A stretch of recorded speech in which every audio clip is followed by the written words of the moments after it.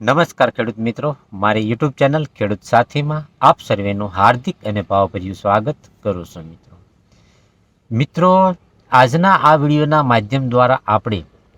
આપણા જે કોઈ પાકની અંદર જુદી જુદી સારી સારી કંપનીઓના રાસાયણિક ખાતરોનો પણ ઉપયોગ કરતા હોઈએ છીએ મિત્રો. પણ હકીકત આપણે જે પાકની અંદર જે સારી સારી કંપનીઓના રાસાયણિક ખાતરનો ઉપયોગ કરતા હોઈએ છીએ, જેમ કે ડીએપી છે, એનપીકે છે, યુરિયા છે વગેરે જેવા રાસાયણિક ખાતરનો જો ઉપયોગ કરતા હોઈએ છીએ મિત્રો, છતાં પણ આપણા ઉત્પાદનની અંદર આપણને જેટલું જોઈએ એટલું ઉત્પાદન વધતું નથી હોતું મિત્રો. એનું કારણ આમ તમે જોવા જાઓ મિત્રો, તો આપણે જે આપણા પાકની અંદર રાસાયણિક ખાતરનો ઉપયોગ કરીએ છીએ મિત્રો, એનો પૂરેપૂરો ઉપયોગ આપણા છોડની અંદર થતો નથી મિત્રો. આનું કારણ મિત્રો એવું છે કે વર્ષો પહેલાં જે ખેતી કરવામાં આવતી હતી મિત્રો, એની અંદર ગાયના છાણનો ઉપયોગ કરીને આપણે ખેતી કરતા હતા મિત્રો. અને બીજું કે એ સમયે આટલા બધા રાસાયણિક ખાતરનો ઉપયોગ પણ થતો ન હતો મિત્રો, જેના થકી આપણી જમીનની અંદર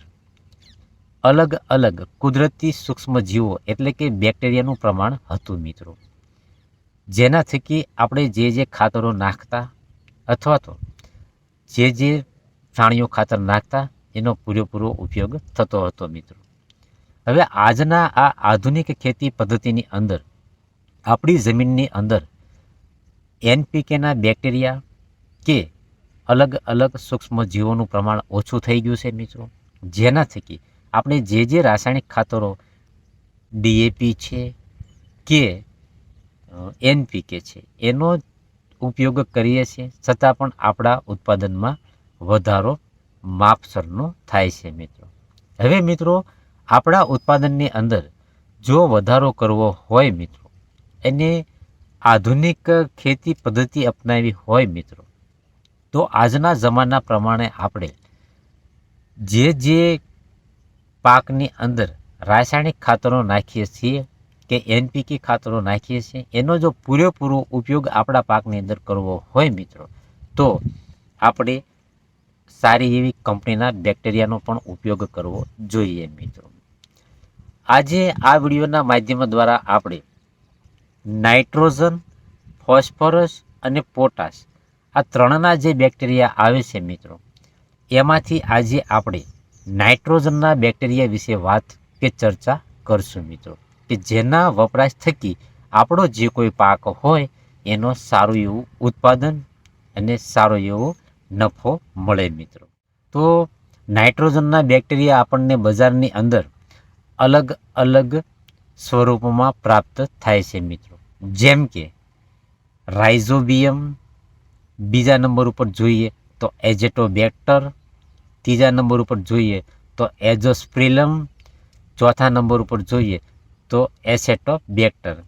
આ 4 પ્રકારના બેક્ટેરિયા જે અલગ અલગ કંપનીઓના છે મિત્રો, જે વાતાવરણની અંદર જે 78% નાઇટ્રોજન છે મિત્રો, એને ખેંચીને આપણી જમીનની અંદર સંગ્રહ કરવાનું કાર્ય કરે છે મિત્રો. મિત્રો તમે પણ જાણતા હશો કે આ જે બેક્ટેરિયા છે મિત્રો, એના થકી આપણા વાતાવરણની અંદર જે 78% નાઇટ્રોજન છે એ ખેંચીને આપણા પાકને આપશે, તો આપણા પાકમાં નાઇટ્રોજનની પૂર્તિ થશે મિત્રો. હવે ઘણા બધા ખેડૂત મિત્રો જાગૃત થઈ ચૂક્યા છે. એ ખેડૂત મિત્રો આવા પ્રકારના બેક્ટેરિયાનો પણ ઉપયોગ કરતા થઈ ચૂક્યા છે મિત્રો, જેમના ઉત્પાદનમાં સારો એવો વધારો પણ થવા જઈ રહ્યો છે મિત્રો. તો મિત્રો જે ખેડૂત મિત્રોને એનપીકેના બેક્ટેરિયા વિશેની જાણકારી ન હોય, એવા ખેડૂત મિત્રોએ એમના જે કોઈ પાકની અંદર એનપીકેના બેક્ટેરિયા વાપરશો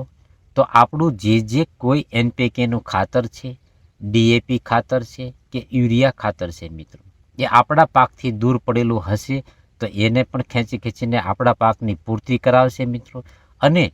આપણા પાકની અંદર કે આપણી જમીનની અંદર આ જે રાસાયણિક ખાતરો અલભ્ય સ્વરૂપે પડેલા હશે તો એને લભ્ય સ્વરૂપમાં ફેરવીને આપણા છોડ સુધી લાવશે મિત્રો, જેથી કરીને આપણે જે ખાતરોનો ઉપયોગ કર્યો છે મિત્રો એનો સારો એવો ઉપયોગ આપણા પાકની અંદર થશે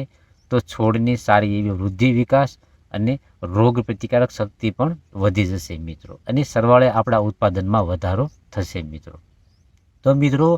નાઇટ્રોજનના જે બેક્ટેરિયા આવે છે મિત્રો, જે રાઇઝોબિયમ છે, એઝેટોબેક્ટર છે, એઝોસ્પ્રિલમ છે કે એસેટોબેક્ટર છે, આવા બેક્ટેરિયાનો તમે ઉપયોગ કરતા થઈ જાઓ મિત્રો તો આપણા ઉત્પાદનમાં સારો એવો વધારો થાય મિત્રો. હવે મિત્રો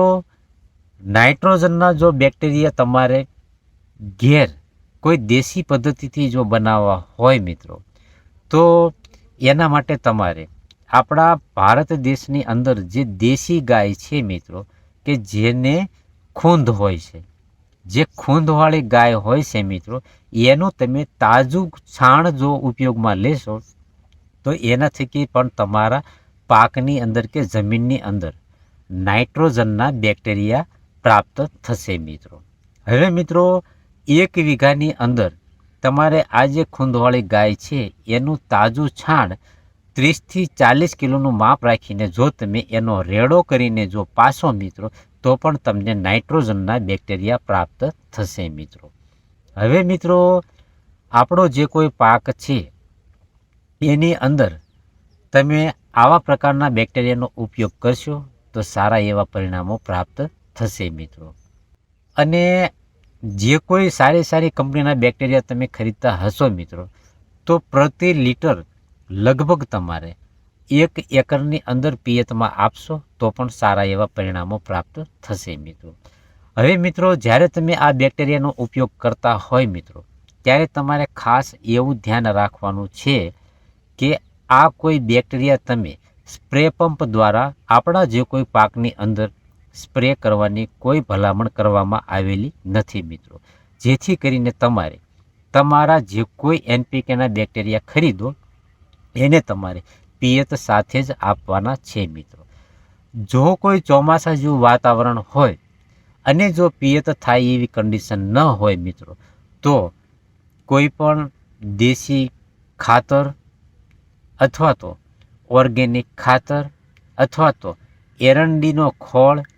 કે રેતી સાથે મિશ્રિત કરીને જો તમે છૂટું છાંટી દેશો મિત્રો તો પણ તમને સારા એવા પરિણામો પ્રાપ્ત થશે મિત્રો. હવે જે ખેડૂત મિત્રોએ આવી રીતે બેક્ટેરિયાનો પિયતમાં કે કોઈ પણ દેશી ખાતર કે એરંડીના ખોળ સાથે જો મિશ્રિત કરીને ઉડાડવા ન હોય મિત્રો તો એ લોકોએ જે કોઈ પાકની વાવણી કરતા હોય એમાં જે પટ ચડાવવામાં આવે મિત્રો તો એમાં તમે પટ ચડાવીને પણ બેક્ટેરિયાનો તમારા જમીનની અંદર ઉપયોગ કરી શકો છો મિત્રો. તો આવી રીતે પણ તમે તમારા પાકની અંદર કે જમીનની અંદર બેક્ટેરિયાનો ઉપયોગ કરશો તો સારા એવા પરિણામો પ્રાપ્ત થશે મિત્રો. મિત્રો આ જે બેક્ટેરિયા છે મિત્રો એ જ્યારે તમે કોઈ પણ સારી એવી કંપનીના ખરીદતા હો મિત્રો ત્યારે તમારે એની જ્યારે બનાવવાની તારીખ હોય મિત્રો એની પણ નોંધ લેવાની છે અને એની એક્સપાયરી ડેટ જે કોઈ હોય એની પણ નોંધ લેવાની છે મિત્રો. જે એક્સપાયરી ડેટ હોય એના સમય પહેલાં તમારે તમારા પાકની અંદર ઉપયોગ કરવાનો છે મિત્રો. મિત્રો મારા આ વિડીયોના માધ્યમ દ્વારા જો તમને સાચી અને સચોટ માહિતી મળી હોય તો મારી YouTube ચેનલ ખેડૂત સાથી છે તેને તમે સબસ્ક્રાઈબ કરજો અને લાઈક કરજો મિત્રો.